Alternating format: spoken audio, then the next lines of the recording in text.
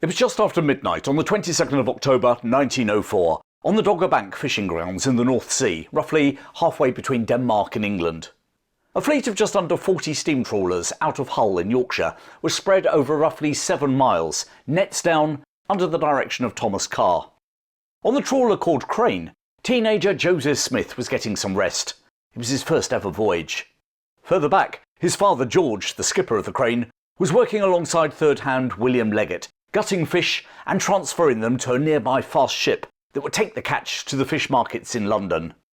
Suddenly, out of the darkness, Russian warships, en route to a war with Japan, appeared, and the trawlers were illuminated in their spotlights.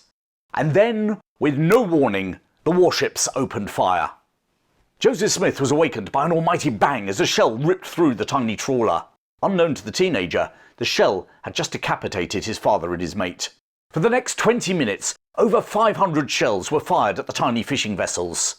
With their nets lying in the water, the fishermen could not flee. They were sitting ducks. By the time the nightmare was over, one trawler was at the bottom of the North Sea. More were damaged, 2 sailors dead, and a third mortally wounded. It became known as the Dogger Bank incident, or the Russian outrage, and it brought Britain and Russia to the very verge of war. But what was a massive Russian battle fleet doing in the North Sea anyway? And what on earth possessed them to fire on British trawlers going about their normal business?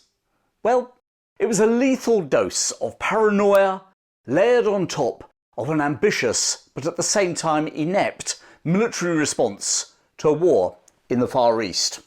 Since the February of that year, 1904, the Russians had been fighting a war with Japan over their competing interests in Korea and Manchuria. In a striking similarity with Pearl Harbor, the Japanese launched a surprise attack on the Russian fleet at their base at Port Arthur in China, before officially declaring war. And it rapidly went downhill for the Russians. Their admiral in the Far East was killed when his ship hit a mine, and what remained of the fleet was successfully bottled up by the Japanese Navy in Port Arthur. Meanwhile, the Japanese army laid siege to the port. With an embarrassing defeat staring him in the face, Tsar Nicholas II of Russia decided to send over 30 warships from the Baltic Fleet to the war zone, a voyage of over 18,000 nautical miles, the longest by a coal-powered battleship fleet in history. The plan was bold, but the delivery was anything but that. For a start, on day 1, the Russian flagship ran aground. A destroyer rammed a battleship, and a cruiser lost its anchor. It was a shambolic start to what would be a shambolic journey, which would include a huge firefight with British fishing trawlers and end in destruction at the hands of the Japanese Navy. As they sailed through the Baltic, word spread through the Russian fleet that Japanese torpedo boats were lying in wait for them in the North Sea. Now, having seen their Pacific fleet neutralised by such torpedo boats, you can understand their concerns. The only problem was that there was no solid evidence to back up these rumours. However, because the Japanese Navy had been built in British shipyards during the preceding decade, and because the British and Japanese had signed a naval agreement in 1902, the Russians, without any solid intelligence, managed to convince themselves that Japanese naval ships were in waters around Britain. Actually, that naval agreement had allowed Britain to stay militarily neutral in this war, because it stated that each party would only go to the other one's aid if the other one was attacked by 2 powers, and Japan was only at war with one, Russia. Nevertheless, the rumours seemed to gain a life of their own, and a severe case of the jitters now seized the whole Russian fleet. And I don't just mean the ratings. Officers right up to the commanding officer, Zinovy Rossosvensky, were swept up in this paranoia. Word even spread that not only had the Japanese supposedly sailed halfway round the world to ambush them, but they received intelligence reports they'd even be cunningly disguised as fishing boats.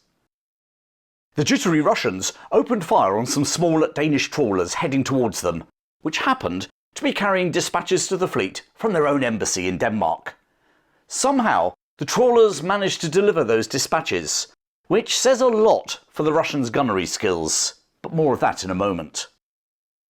By now, the rumours of Japanese torpedo boats had spiralled into stories of minefields, submarines, and even imaginary observation balloons being sighted in the North Sea. Whilst the Paranoia sounds almost laughable, it was to produce deadly results and almost spark a war with Britain. As the Russian fleet entered the North Sea, they were met by patches of fog. The Russians moved to battle stations, ready for the expected Japanese onslaught. An armed auxiliary ship, the Kamchatka, had been suffering engine problems and was lagging behind the fleet. A Swedish merchant vessel passed by in the gloom. Suddenly, the captain radioed to the fleet that he was under attack from Japanese torpedo boats on all sides. It was now just before 9 p.m. on the 21st of October 1904. This was followed by another message from the captain, stating that she had beaten off her attackers, which was met by laughter by the officers and men on the bridge of the flagship. Some reckoned that the entire 50-man crew on the Kamchatka were drunk, and with the anarchic journey of the Baltic fleet to date, it may well have been true. The armed auxiliary had managed to fire off 300 rounds at her so-called attackers, which happened to be the Swedish merchantman, a Danish trader, and a German fishing boat. The fact that none of them suffered any significant damage is another damning verdict on the Russians' gunnery skills, or maybe it was the fact they'd been drunk. But still, the rest of the fleet were now getting more and more nervous. Where were the Japanese? And then, just after midnight, as the main fleet passed through the Dogger Bank fishing grounds, almost midway across the North Sea, they saw the silhouettes of dozens of small boats. Despite the fact that the small boats were lit up, not something you'd expect enemies waiting in ambush to do, the Russians were convinced that they'd found the enemy. Russo-Japanese War ordered his battleships to switch on their searchlights. And there in the full glare of their beams was the Gamecock trawler fleet out of Hull in Yorkshire. The Gamecock fleet was part of what is now an almost vanished industry.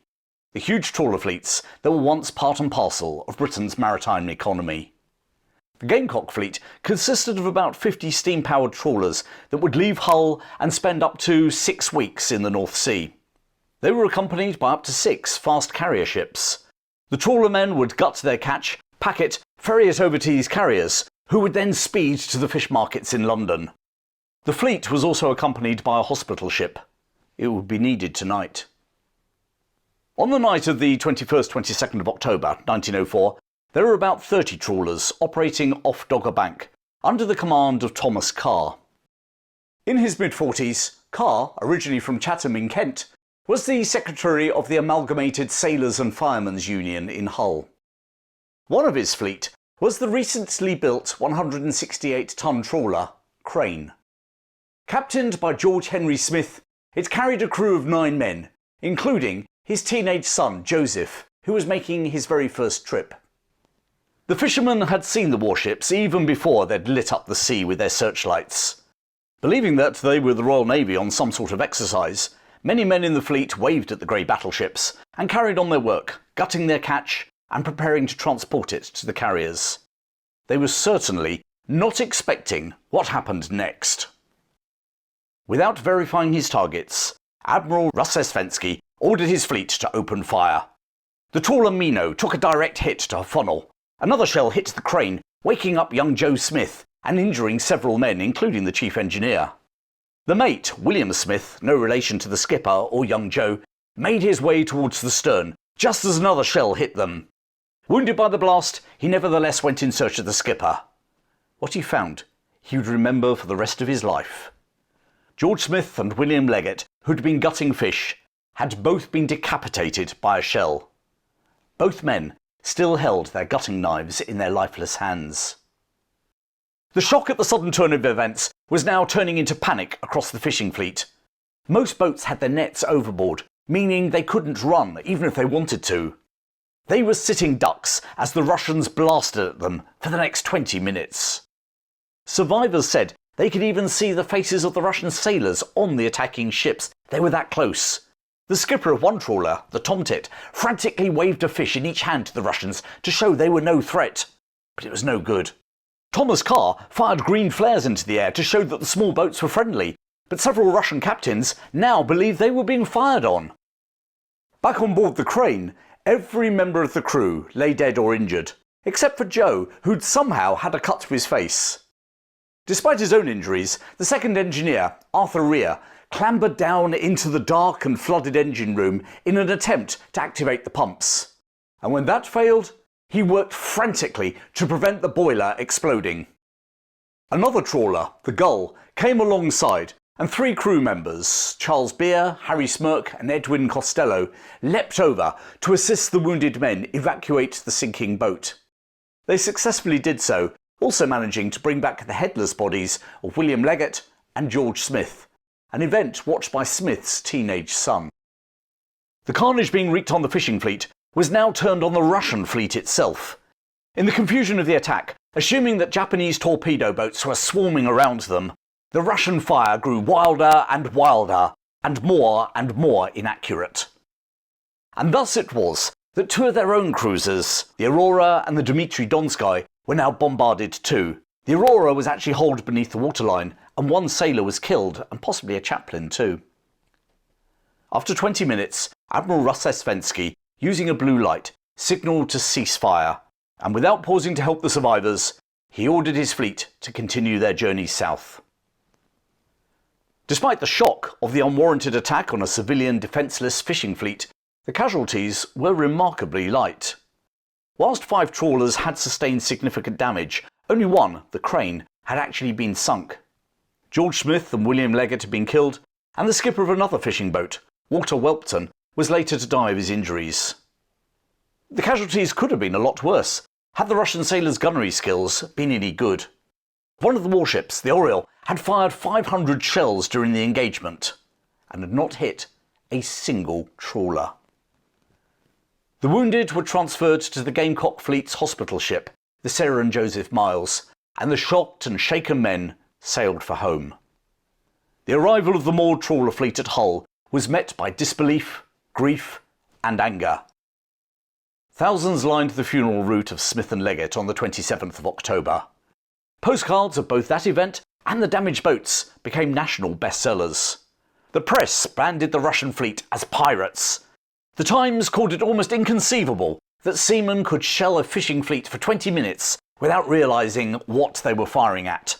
Angry crowds gathered in Trafalgar Square demanding a response. And the government did respond. The Royal Navy was ordered to clear for action, and 28 warships under Admiral Lord Charles Beresford shadowed the Russian fleet all the way down through the Bay of Biscay as far as Tangiers in Morocco. Despite the widely held view that the new First Sea Lord, Admiral Sir John Jackie Fisher, was keen to strike the Russians, others were keen to put the incident past them. Not least Tsar Nicholas of Russia. The last thing that the Tsar, already facing defeat in the Far East, and with a navy proven incapable of even sinking a trawler fleet, wanted was a showdown with the Royal Navy. Moreover, Russia's ally, France, had only this very year signed the Entente Cordiale with Britain, all in an attempt to isolate Germany. The last thing that Paris wanted was for her new best friend to be fighting her old ally Russia, whilst Germany looked on. Having initially claimed that the fleet had acted in self-defence, which was received with a mixture of disbelief and derision in most European capitals, the Tsar finally issued an apology to King Edward VII, and the two governments agreed to an international commission of inquiry. It was the first use of the Commission of Inquiry machinery set out in the 1899 Hague Convention. The commission, comprising 5 admirals from Britain, Russia, France, USA and Austria-Hungary, met in Paris in early 1905. It ran rather like a trial, with both sides cross-examining witnesses, and the Hull fishermen travelled to Paris to give evidence. The verdict was damning. The admirals, well, excluding the Russian one, surprise surprise, rejected the claims that the Russians had acted in self-defence, and concluded that their opening fire on the Hull trawlers was definitely not justifiable. However, in an effort to sort of diffuse the situation, they accepted that Admiral Russo-Japanese had done all he could for the survivors. I'm not sure the Hull fishermen would agree, but there you go. The Russians agreed to pay compensation of £65,000 without actually ever admitting any guilt, and also paid half the tribunal's costs. By then, of course, the Russian Navy was long gone from the waters around Britain. Having reached Tangier without a trigger-happy Russian captain actually firing on the shadowing Royal Navy, which could well have moved Britain and Russia into a hot war, Russo-Japanese had split his force. His newer, faster vessels were too weighed down with coal to pass safely through the Suez Canal. They proceeded all the way down the coast of Africa, rounding the Cape of Good Hope, while the rest of the fleet passed through the canal. Reuniting at Madagascar, they then steadily made their way towards the war zone in the Far East. On the night of the 27th-28th of May 1905, they entered the Tsushima Strait between Korea and Japan, in thick fog, an interesting parallel with Dogger Bank. This time, the Japanese really were waiting for them, under Admiral Tojo. Now, back in the North Sea, the Russians had fired upon innocent Yorkshire fishermen. This time, they failed to recognise the first Japanese ship they met and greeted her as a friend. When the battle finally did begin, the same Russian gunnery skills, or lack of them, that had been on display at Dogger Bank were once more exposed. In the ensuing Battle of Tsushima, the Japanese destroyed the Russian fleet. Just 3 of the 38 Russian warships managed to reach their Pacific base at Vladivostok. 21 others, including all 11 battleships, lay at the bottom of the ocean. Over 4,000 Russian sailors were dead, and a further 5,900 captured. Included amongst those prisoners was Admiral Russo-Japanese. That naval victory, along with the fall of Port Arthur, spelt the end of the war and heralded Japan's arrival on the modern world stage. Back in Britain, 5 of the Hull trawlermen were awarded the Albert Medal for bravery. William Smith and Arthur Rear from the Crane, and Charles Beer, Harry Smirk and Edwin Costello, who'd come to their rescue from the Gull. A forerunner of the George Cross, the medal was presented to the men by King Edward VII at Buckingham Palace in May 1905. The King also donated £1,000 to a fund established by the Mayor of Hull to provide for the families of the men killed. They included the wife and 6 children of the skipper of the Crane, George Henry Smith, whose oldest son, Joseph, had been with him on that tragic night at Dogger Bank. The following year, 1906, a memorial to the men, paid for by public subscription, was unveiled in the city. Featuring a statue of Smith, it stands on Hessel Road in Hull to this day, a reminder of a largely forgotten story in British history. There is an interesting postscript that I want to share with you.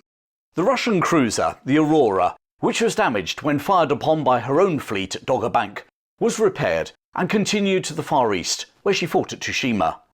She managed to escape, despite being chased by real Japanese torpedo boats, and sailed to Manila along with another cruiser, where she was interned by the Americans until the end of the war. Returning to Russia, it was the Aurora which in 1917 fired on the Winter Palace in St. Petersburg, the act normally seen as the beginning of the October or Bolshevik Revolution. The Aurora now lies at anchor at St. Petersburg as a museum. The sole surviving vessel of the night in October 1904 when the Russian Navy fired on British fishing boats and almost brought the two countries to war.